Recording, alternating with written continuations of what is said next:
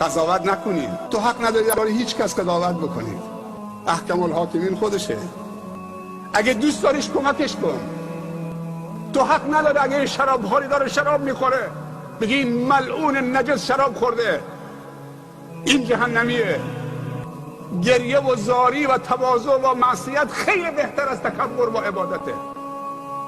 اونی که با نمازش مغروره، با 2 رکعت نماز و روزش مغروره، خیلی دورتره. آیا نمیترسی که فردا اون شرابخوار توبه بکنی بیاد جای تو با نمازت مغرورید، منت سر خدا و خلق خدا میذارید میرید جای اون؟